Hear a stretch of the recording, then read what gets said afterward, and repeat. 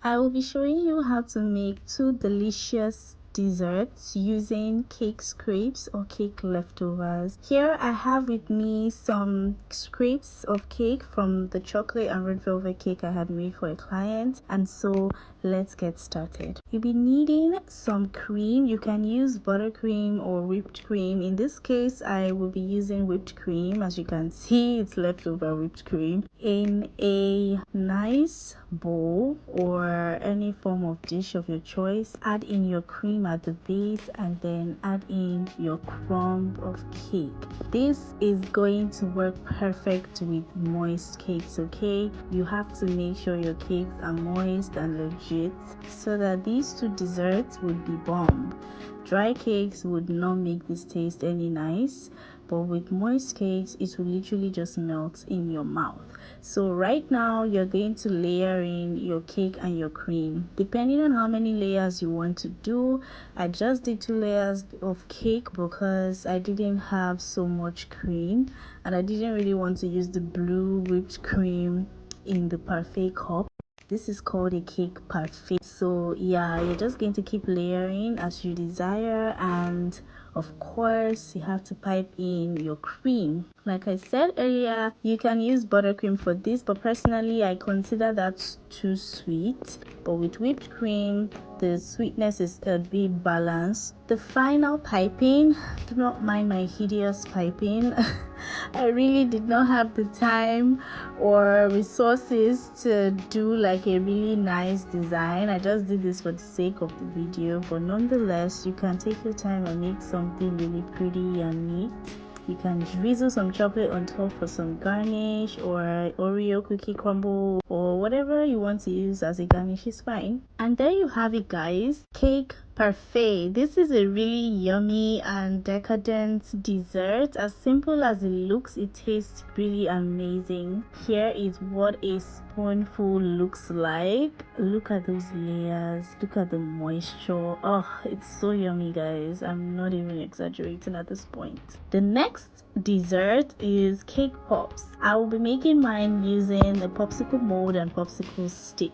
So we are going to be needing chocolate ganache for this. Of course you can use candy melts as well, but this is what I had at my disposal and I'm just going to use this for the sake of the video.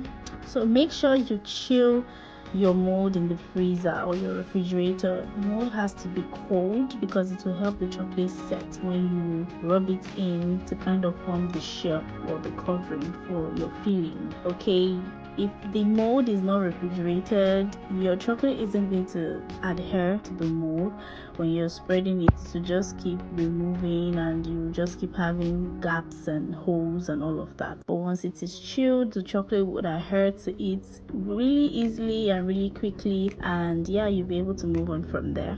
So once you're done with this and you cover the shell completely, set this in the fridge to chill. Okay, now let's make our filling. All you need is your cake scrapes. You can just add in whatever quantity you consider okay for how many popsicles you're making. In this video I made just 1 popsicle, so I didn't really need much. Now that that is okay, you're now going to add in some cream. The color of the cream doesn't really matter, especially for the fact that it's a chocolate cake and it wouldn't really show, but nonetheless you're going to mix that in. You don't need a lot of cream for this, and like I said, once your cake is moist you really do not need a lot of extra drama or extra moisture, you know, depending on your cake recipe, or if you're using store-bought cake for this, you really do not need so much cream. As a matter of fact, if your cake is that moist, you can just crumble it on its own and it would form. So what you're looking for is something that can form like a mold like this. So once you're done with this, set this aside and then bring in your mold that has been chilling in the fridge. So now we are going to add in our filling, which is the cake mash we just made. You're going to press this in neatly and nicely, ensure that every gap is filled. You do not want to leave any pocket holes whatsoever, and also you do not want to overfill your mold. Just make sure it's really level to like the level of the mold, if that makes any sense. Just add in if you need to add in, take out if you need to take out. The goal here is to ensure that it is smooth and level. Once you're done with that, you want to insert your popsicle stick. Do this gently and carefully. You might feel like the cake filling is moving a bit.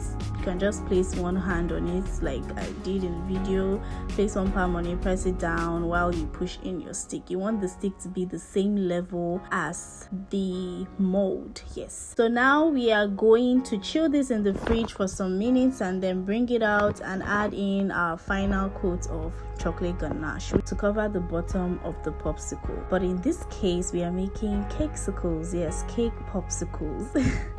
These are called cake pops. Okay, so now we're just gonna smooth this out, and then we are going to scrape off the excess. If there are any excess ganache, if it spreads onto the mold, don't you worry, you can scrape that off easily. If you notice the chocolate is beginning to firm up, this is because I had set aside the mold to chill in the freezer after adding in my cake filling. This will really help, like I mentioned earlier, with your chocolate setting quickly and taking a nice shape as well. So once you are done with that and it looks good, set it aside in the fridge again.